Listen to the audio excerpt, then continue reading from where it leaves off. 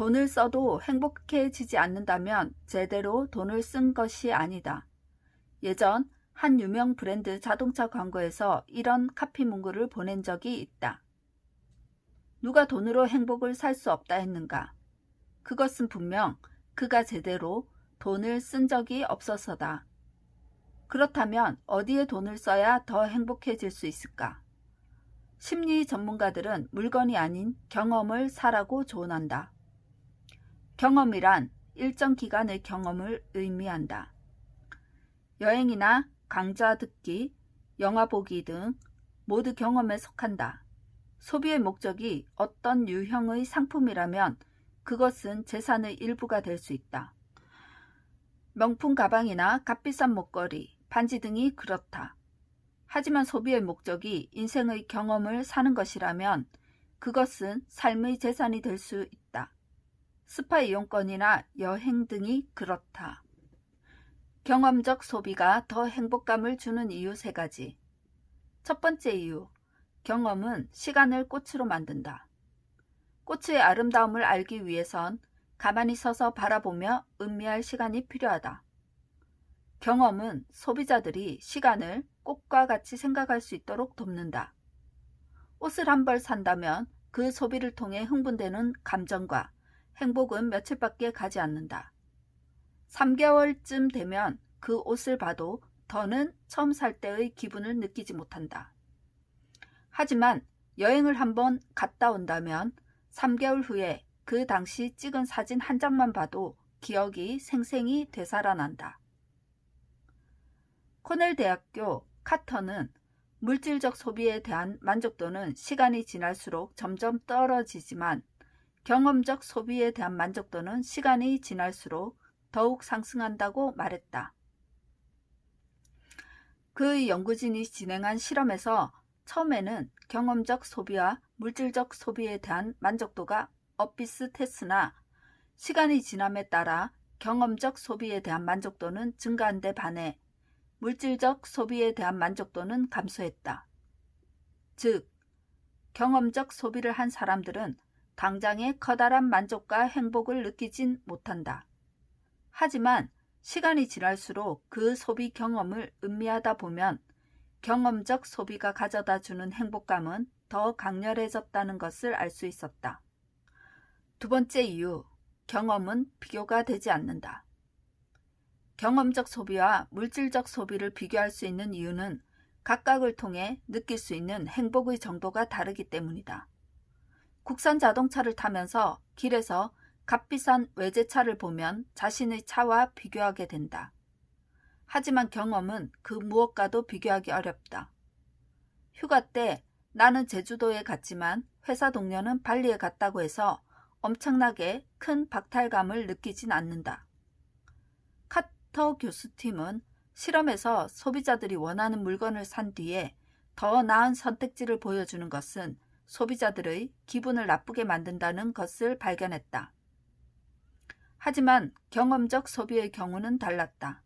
아주 멋진 레스토랑에서 점심을 먹은 소비자들에게 더 괜찮은 레스토랑이 바로 옆에 있다는 것을 알려주어도 그들은 별로 기분 나빠하지 않았다. 세 번째 이유, 인생은 무엇을 했는지로 정의된다. 경험적 소비가 더 큰 행복을 가져다 주는 이유는 경험적 소비는 인생의 일부분이 될 수 있기 때문이다. 어떤 물건이 인생에서 어떤 의미를 지니기는 매우 힘든 일이다. 하지만 여행이나 영화 같은 경험적 소비를 통한 경험은 언제 열어봐도 그 기억의 잔상이 남아있을 가능성이 크다. 연구진은 경험과 자아와의 관계는 매우 두텁다고 말한다. 인생이란 경험 하나하나가 엮어 만들어진 목걸이와도 같다. 깨어지는 경험이 많을수록 인생이라는 목걸이의 색깔은 더욱 다채로워지며 그렇게 만들어진 목걸이의 모양은 그 사람을 대변한다. 어떤 성향의 사람이냐는 질문을 들었을 때 사람들은 이전의 자신의 경험과 그때의 행동을 되돌아보는 것을 통해 자신을 정의한다. 예를 들어 여행을 많이 다녔던 사람이라면 자신은 자유로운 성향을 가지고 있다고 말한다. 한 사람의 자아는 경험을 통해 결정된다. 따라서 다양한 경험을 하는 사람들은 그 경험을 통해 인생을 즐기는 방법과 삶의 의미를 배울 수 있다. 경험적 소비와 물질적 소비를 잘 구분하지 못하는 사람들도 있다. 겉으로 보기엔 물질적 소비이지만 실제로는 경험을 얻을 수 있는 것도 있기 때문이다. 이에 관해 경험 경제 저자는 커피콩을 예로 들었다.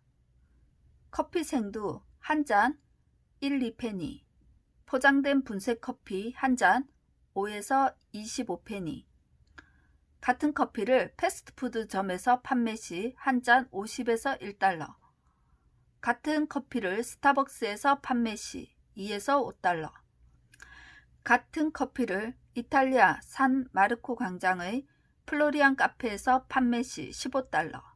소비자들은 비슷한 상품을 각각 다른 가격을 내고 마시는 것을 당연하게 생각한다. 특히 산 마르코 광장의 커피가 가장 비싼 이유는 아침에 우아하게 카페에 앉아 천년의 역사를 간직한 옛 도시 광장의 아름다움을 만끽할 수 있어서다.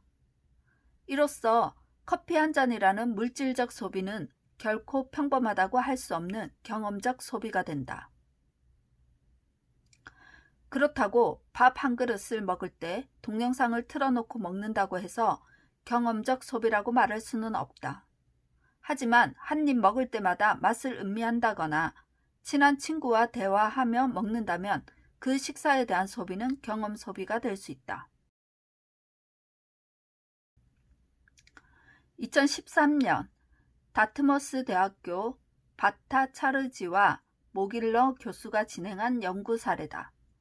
18에서 79세 사이 참가자 221명을 임의로 2개 조로 나누었다.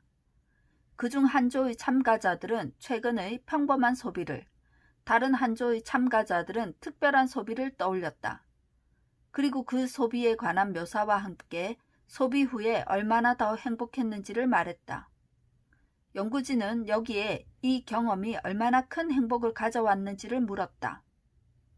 그리고 참가자들에게 그 경험에 관한 이야기를 소셜미디어에 올릴 생각이 있는지도 물었다. 이에 대한 대답은 나이에 따라 갈렸다. 전도 유망한 청년들은 신선하고 특별한 경험들을 소셜미디어에 올리고 싶다고 답했다. 하지만 더는 살 날이 얼마 남지 않았다고 생각하는 노년층은 평범한 경험을 공유하고 싶다고 말했다.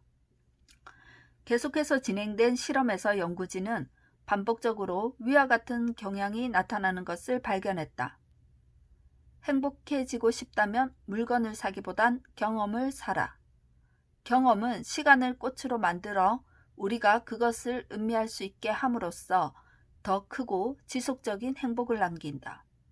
또한 경험을 통해 채색된 우리의 인생은 쉽게 퇴색하지 않는다. 한 사람의 인생은 무엇을 가졌느냐가 아닌 무엇을 했느냐로 정의된다는 것을 기억하자.